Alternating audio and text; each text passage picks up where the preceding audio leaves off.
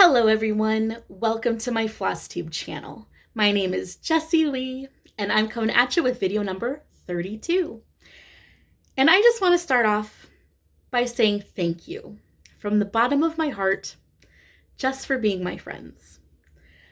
I am kind of amazed that you like watching my dorky little videos and that you're even interested in hearing about my stitching and my life, and you all leave me such kind comments and share with me your own stitching projects and your own memories. And it all makes me feel a lot less lonely.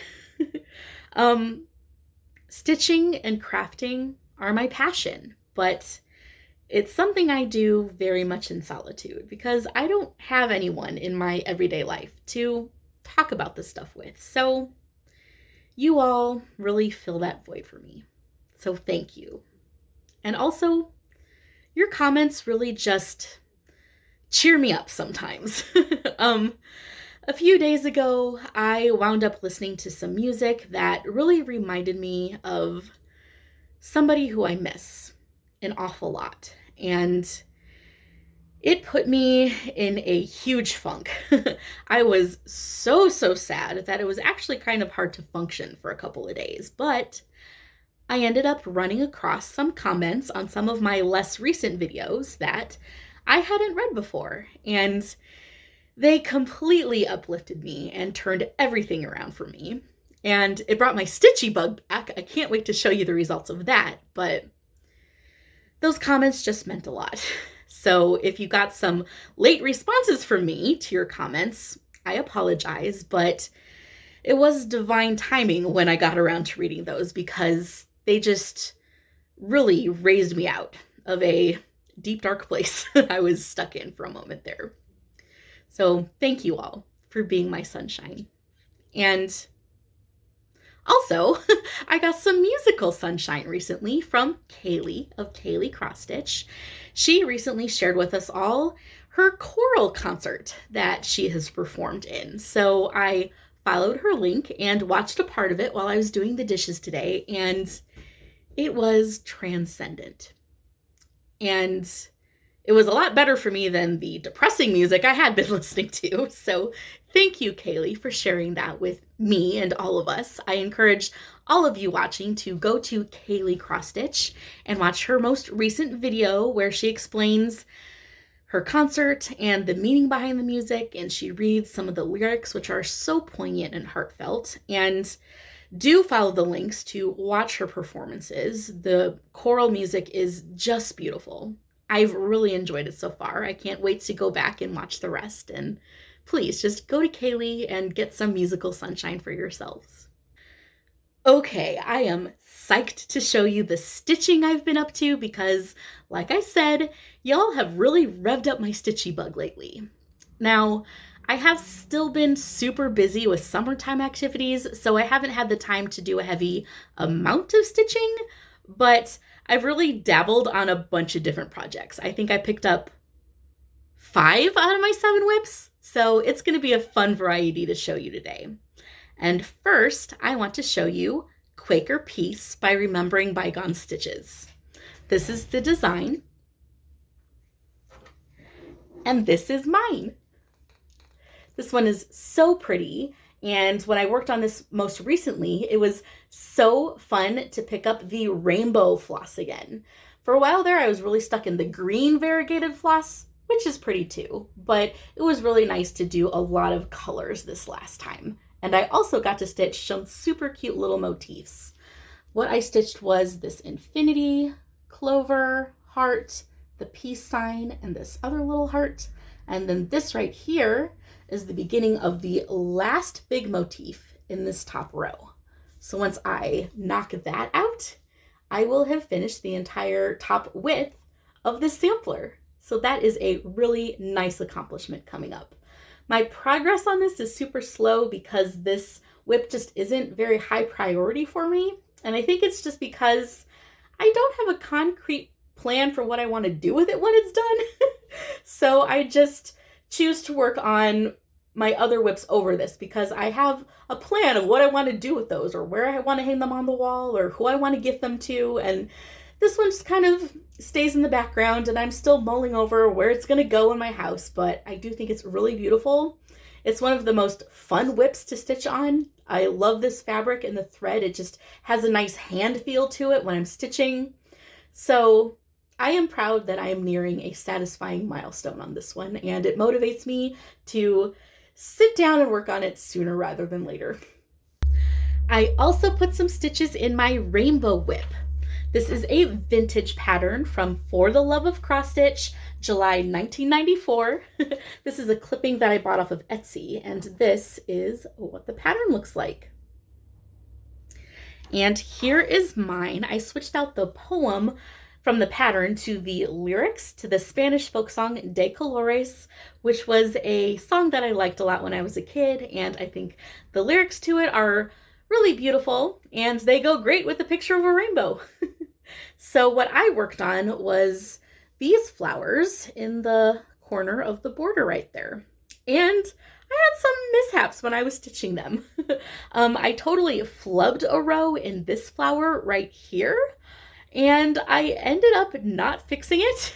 So everything beneath it is one row too high now, but I looked over the pattern and I'm pretty sure it's all gonna work out. So I just let the mistake go, which is really kind of unlike me because I'm a perfectionist, but I had precious little time to work on this piece and I did not want all of that time to amount to nothing. So I just left the mistake in, and really you cannot tell that there is anything wrong. However, I did end up doing some frogging on these two flowers down here because I accidentally switched two of the color symbols and that did look funky. So I had to take out those stitches and redo those, but it wasn't too big of a deal and I still had a lot of fun stitching this. The pattern is not all that detailed. The colors in there are pretty chunky, so if you make a mistake, it's not too hard to go back and fix it. I think if this was more detailed, I'd be more frustrated, but instead, this is all just plain fun. It's pretty quick progress on this one when I have the time for it. And it's just so pretty and colorful and cheerful. I really love it. My intention for this is to frame it when it is finished, and it will go on this wall behind me along with my Precious Moments snowman. I want to create a little vignette over there of cross-stitch patterns that represent sentimental memories from my childhood. So that is kind of what most of the projects I have planned until my next Flosstube anniversary. That's what most of them are going to be for. It's going to be for filling in this little wall over there. So you're going to get to hear a lot about good memories of my childhood from when I was a cute little kid.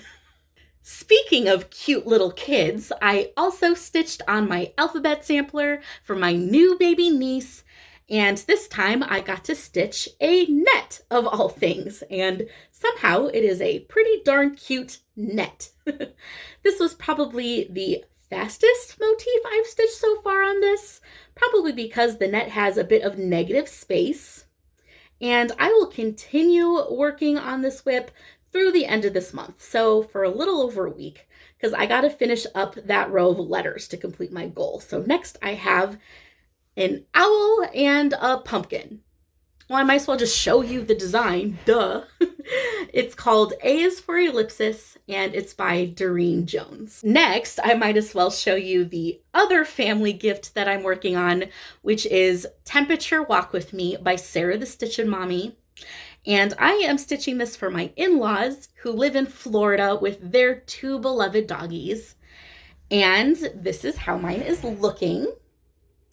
I've shown you before, I switched the squirrel for a gecko and the apple tree for an orange tree to represent Florida, where my in-laws live. And this last time I worked on it, I got the sidewalk around this cul-de-sac done, as well as several paw prints, which traveled across the street. So now I got to make some time to stitch in the cul-de-sacs on the new half of this whip that I've gotten to move on to.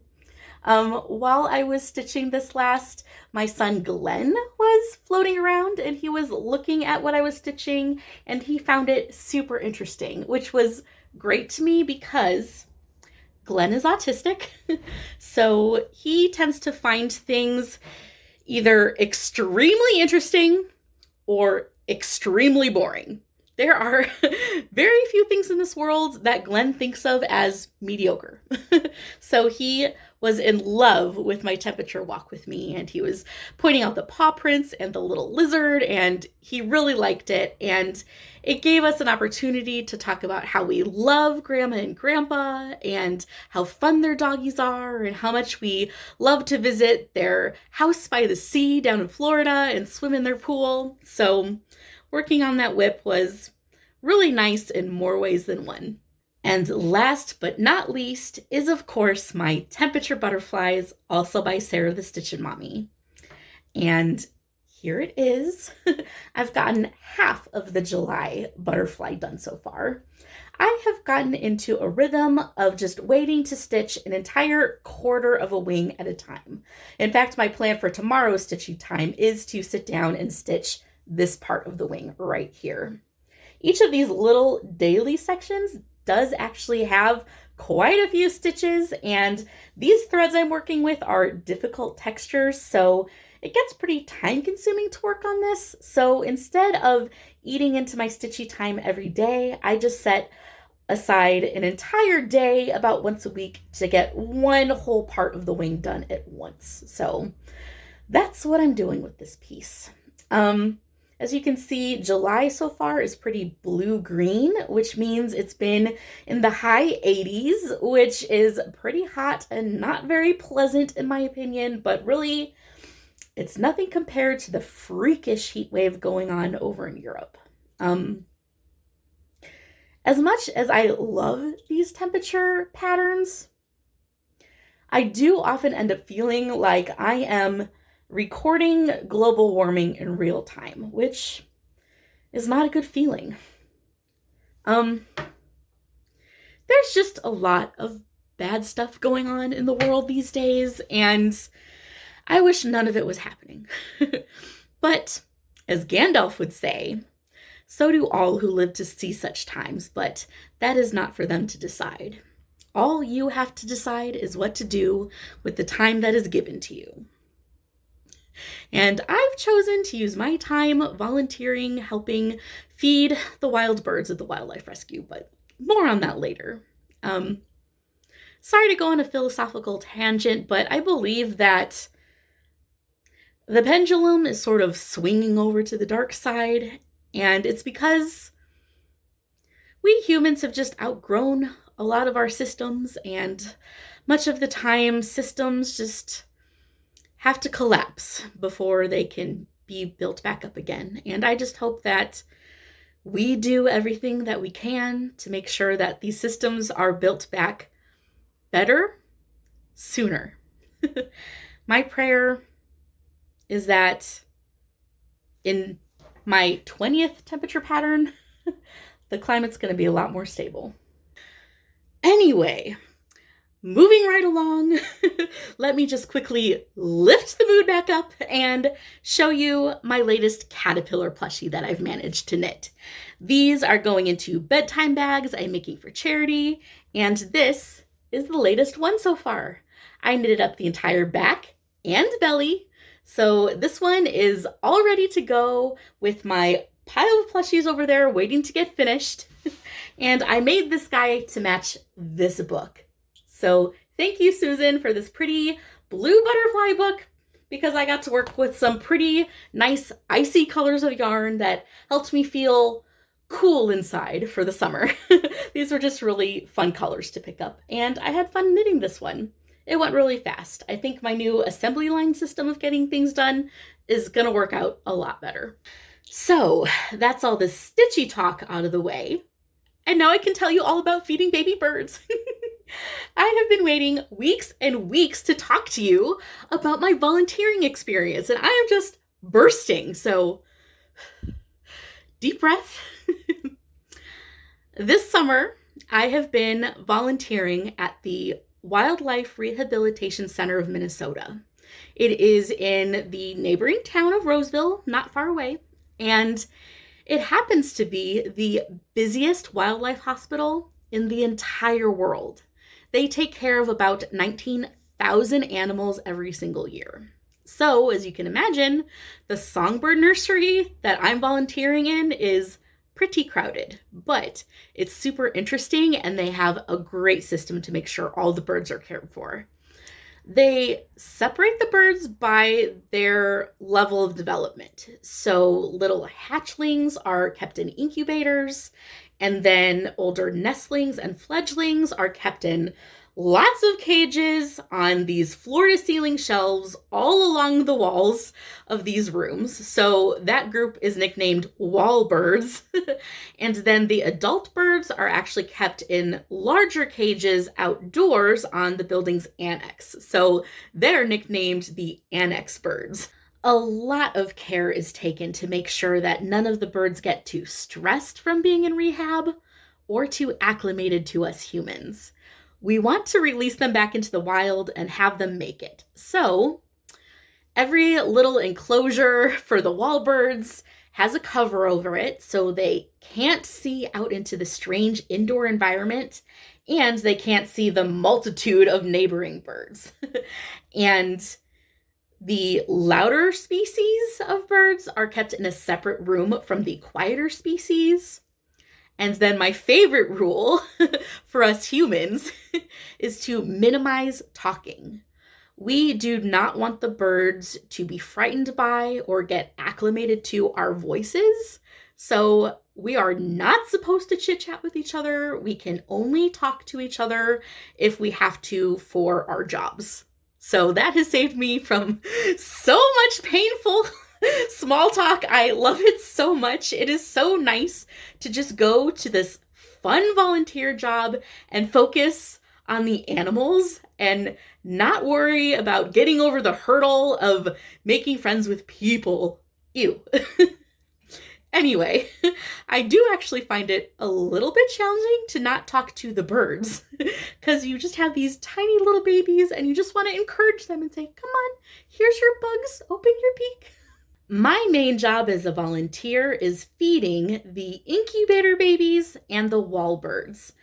There are about 2 or 3 of us volunteers on every shift, so we just come in and go either to the wall or to the incubators. And we can cross over to help each other out, but either way, we're pretty much on a continuous feeding schedule. There are fewer incubator babies, but they need to be fed every 15 to 20 minutes. And the wall birds only need to be fed every 30 to 60 minutes, depending on the bird, but there are a lot more of them. So we are continuously feeding birds for about 3.5 hours, and it does actually get pretty exhausting, but it is just absolutely incredible to be in such close contact with so many wild species of birds.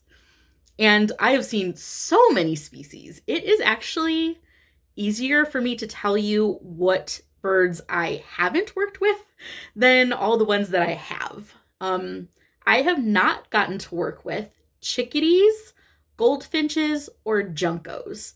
And I'm surprised that I haven't seen them at all because they're really common around here. But I have worked with sparrows and finches and grackles and robins and blue jays and starlings and cardinals and purple martins and flickers and downy woodpeckers and red-bellied woodpeckers and doves and brown-headed cowbirds, just any kind of songbird you can think of.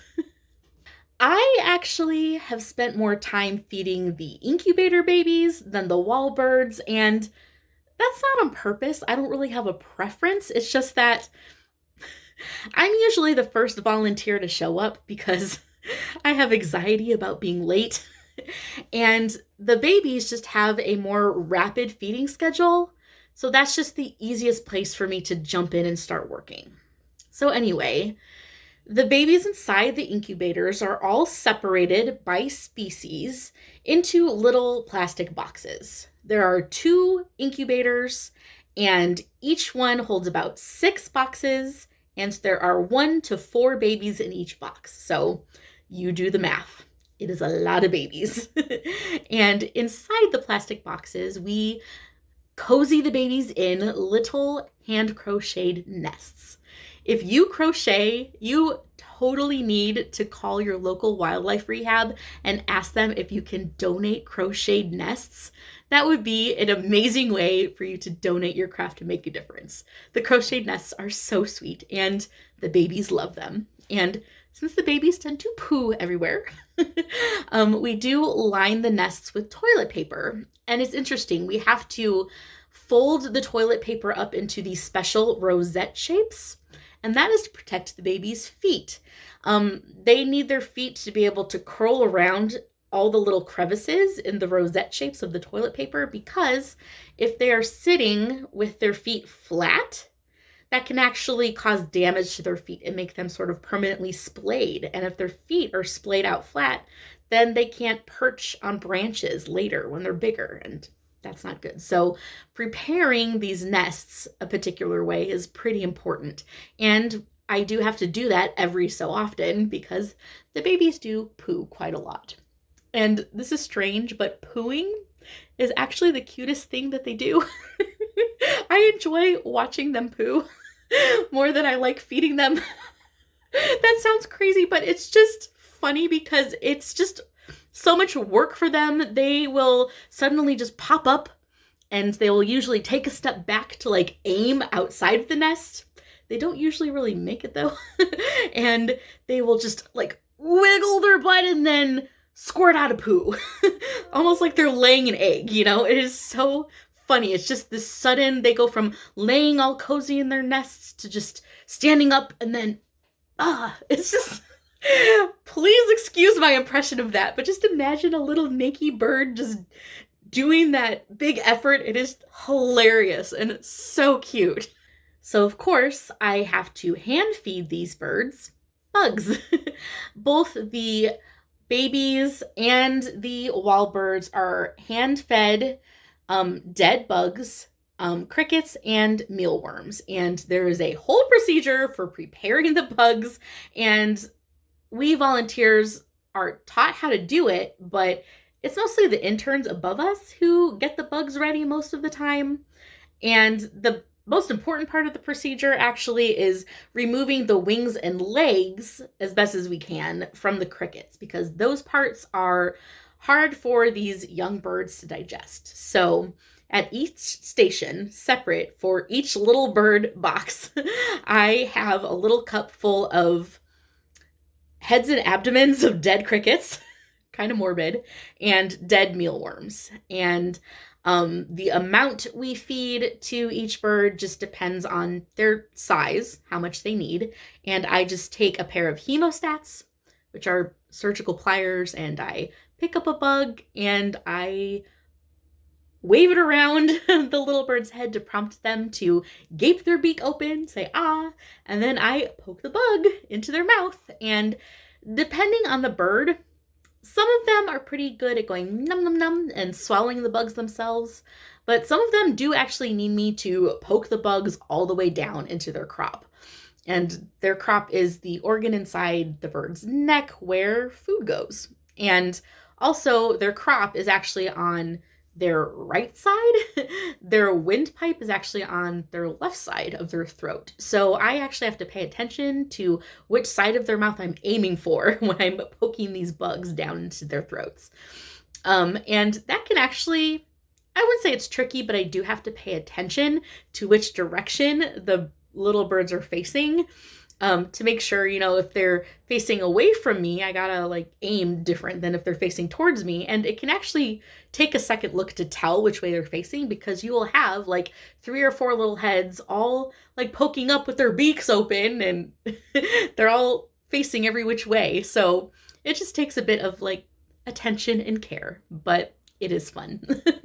And of course, this whole time I am marking down the feedings on a timesheet and documenting the bird's condition. If they are eating well or not, if they seem too stressed or even a little sick, I have to make a note of it. And if something seems really wrong, of course, I call over an intern or a manager who can give these birds a bit of extra TLC if they need it. The managers in particular are there to provide basic medical care for the birds that need it, like sub-Q fluids or some medications. And of course, there are veterinarians in the building to do more serious medical procedures like surgeries and things like that. But in my volunteer experience, I've only had 2 birds that really weren't doing okay that I had to ask for help for. And both times the managers took them away for a little while and I think gave them sub-Q fluids both times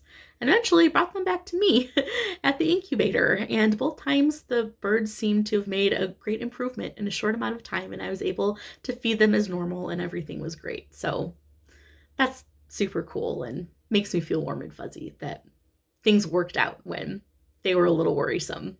And another thing that's incredible is how every single bird that comes through that rehab is accounted for individually. They all get banded on their legs and each one has a little tag attached to their nesting box or their enclosure with their species, their band, the date that they came into the rehab, what they were brought in for, and it's just amazing to me to consider the documentation and just the care on an individual basis for thousands of individual birds. It's really neat. I've worked at an animal hospital before. One of my first jobs as a teenager and young adult was at a veterinarian's office. So this is a familiar environment for me, but it's just super cool to see it on such a large scale. It is really interesting, and I just feel like this wildlife rehab is such a good place where things are really done right with a lot of care. The very biggest difference, that's totally obvious, between my experience working at the wildlife rehab versus the vet's office is that I'm working with wild songbirds.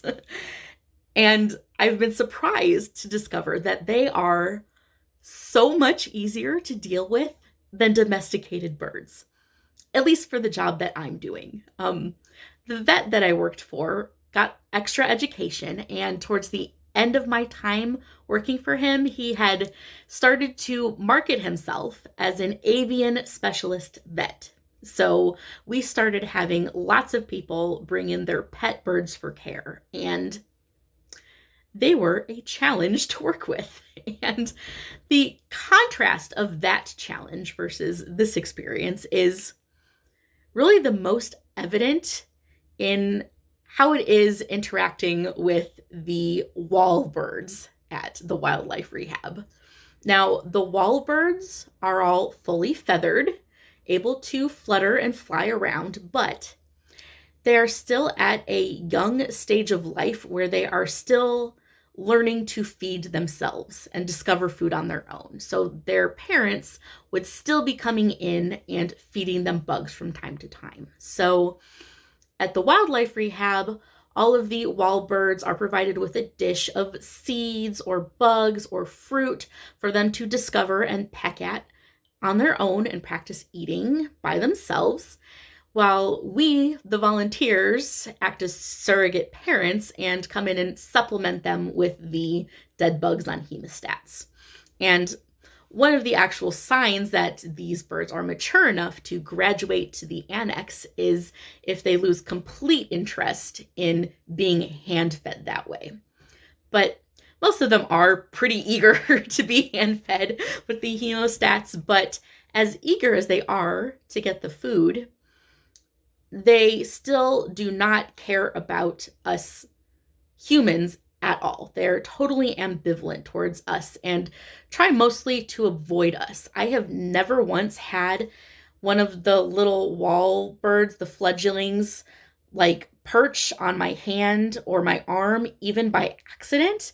Even though they are totally eager to interact with the hemostats to get at those bugs, interact with each other. If there's more than one in a cage, they will all compete to get to the hemostats first.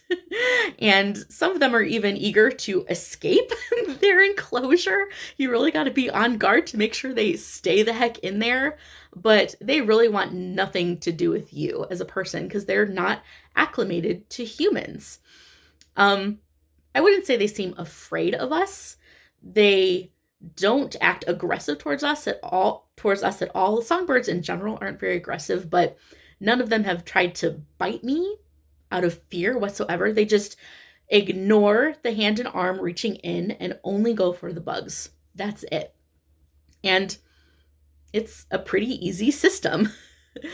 On the other hand, interacting with domesticated birds who are acclimated to people, that is a completely different ballgame. Part of the reason it's different is that most species of pet birds are parrots, and parrots are more intelligent, social in a different way, and more aggressive, and they just have a mind of their own, and they can be so challenging, especially if you are not one of their preferred people.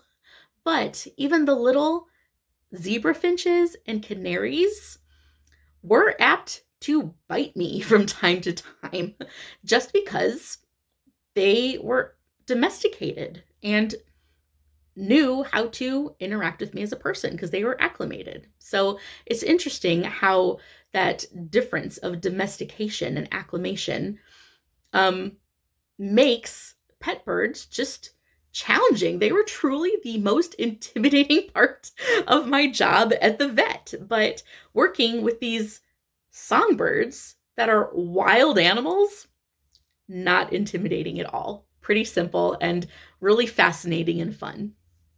So that is the big general overview of what it's been like for me at the Songbird Nursery. And I hope that was interesting for you to hear about. I will continue volunteering there through August. So in my next video, I will probably have some more fun stories about it for you.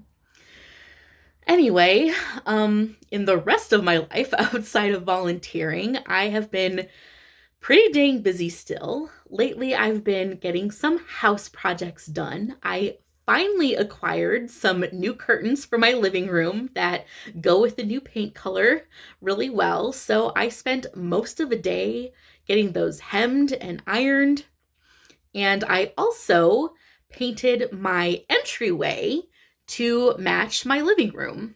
The entryway was a dingy beige color that I did not like, and it was such a tiny space that I just went ahead and painted it with some leftover living room paint.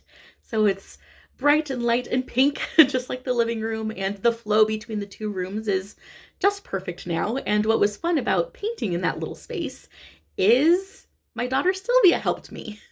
She was just keen to get in there with the paint roller. She's never actually painted on the wall with regular latex wall paint before. And at first, my husband Tim was like, "Oh no, that's a grown-up job. Just let mommy do it."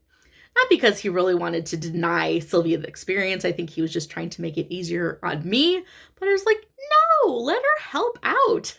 I remember my mom letting me paint on the wall with her when I was really little, younger than Sylvia, and totally more of a nuisance than a helper.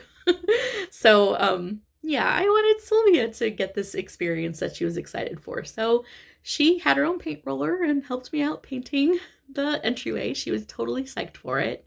I think I have a little picture of it. If I do, here it is right here. Sylvia painting on the wall with me in the tiny little entryway. So that was a quick project that we knocked out together in a day. And then also in the entryway, I cleaned out the coat closet. I tore everything out of there and got rid of tons of junk and reorganized everything and put it away. I did the same with my utility closet or cleaning closet where I keep all my cleaning supplies and some just household basic supplies, tools and stuff.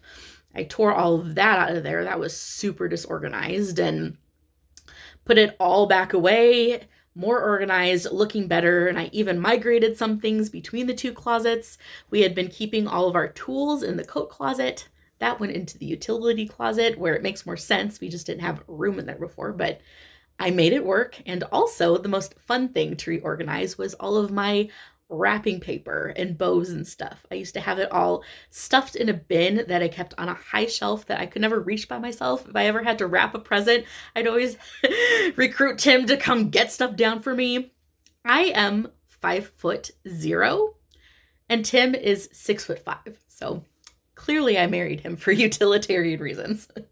Anyway, but I got a new hanging organizer for all of the wrapping paper. So I rearranged everything in there and just hung it up in the coat closet. So that is so much neater looking and a lot easier for me to access without help. So those are the house projects that I have gotten done recently that have been so satisfying. I love making my home better, you know?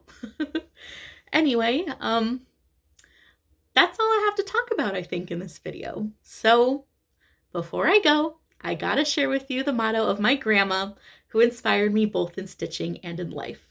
God loves you, and I love you. Happy stitching! Bye-bye!